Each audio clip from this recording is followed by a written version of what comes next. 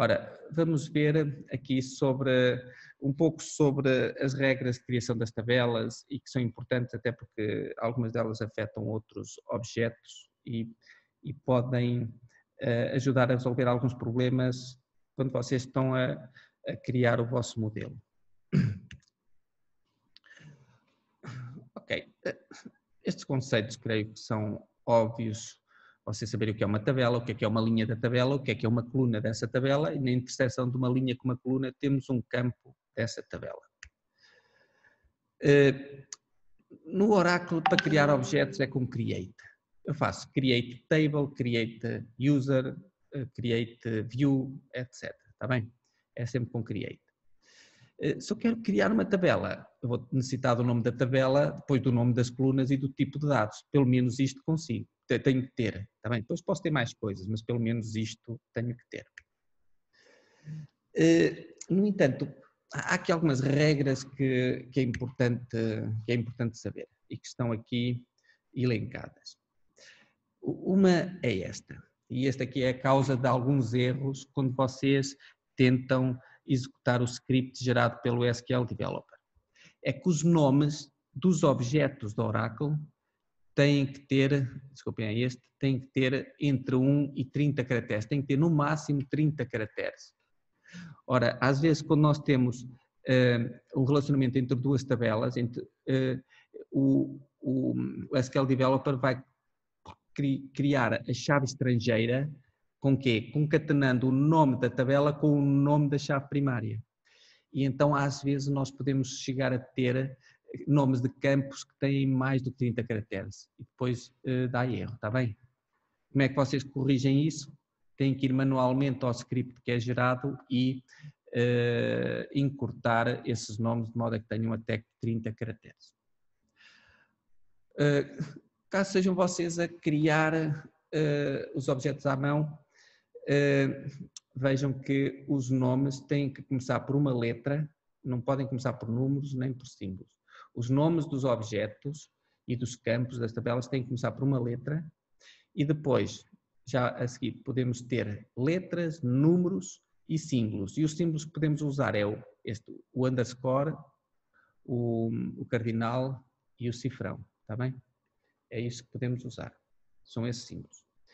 E depois também não podem ser usadas palavras reservadas do Oracle, tipo select, table, convém evitar, está bem? Tipicamente a gente escreve com letras minúsculas, embora depois internamente isto acaba por ser convertido para maiúsculas. Se quiséssemos escrever os nomes mesmo com maiúsculas, minúsculas e até usar outro tipo de caracteres, eu tinha que pôr os nomes entre aspas. Aspas são aquelas, têm duas plicas, não é? As aspas está em cima do 2. Só que eu desaconselho vivamente a usarem as aspas na definição dos objetos. Porquê? Porque depois, quando vão consultar esses objetos, têm que escrever também exatamente como eles foram escritos com aspas. Também temos que voltar a pôr aspas e escrever da mesma maneira, está bem?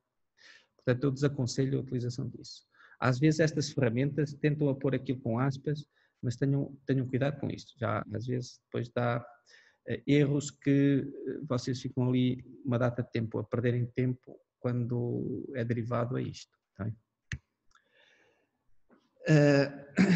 Ok, isto aqui são os objetos que partilham o mesmo namespace, ou seja, que não podemos repetir os nomes.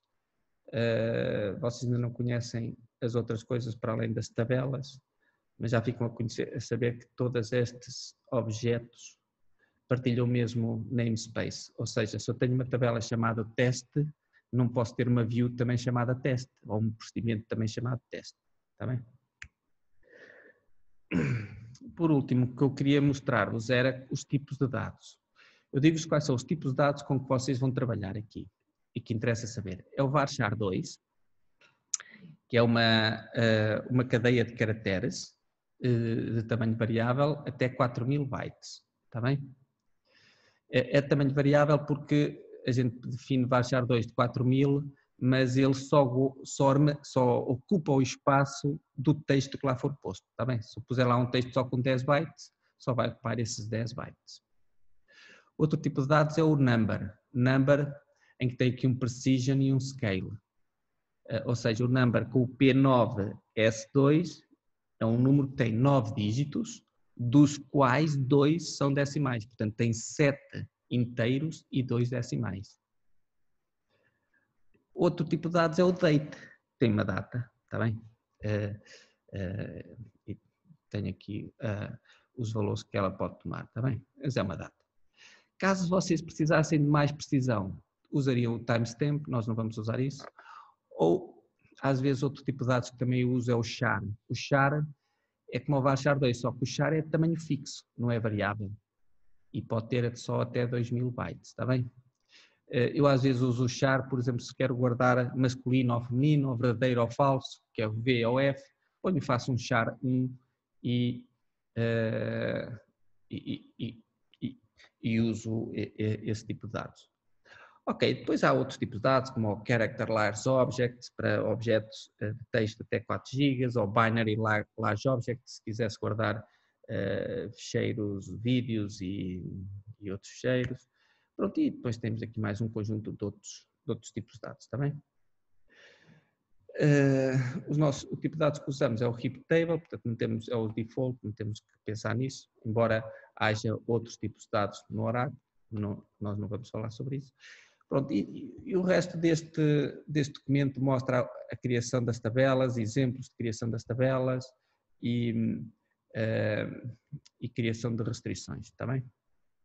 Mas como vocês acabam por nunca usar isto, porque se vocês querem alterar uma tabela, adicionar uma restrição ou não, tipicamente fazem-no diretamente através do SQL Developer, clicando lá nas opções, está bem? No entanto, tem este documento que tem cá a sintaxe e várias formas de utilização.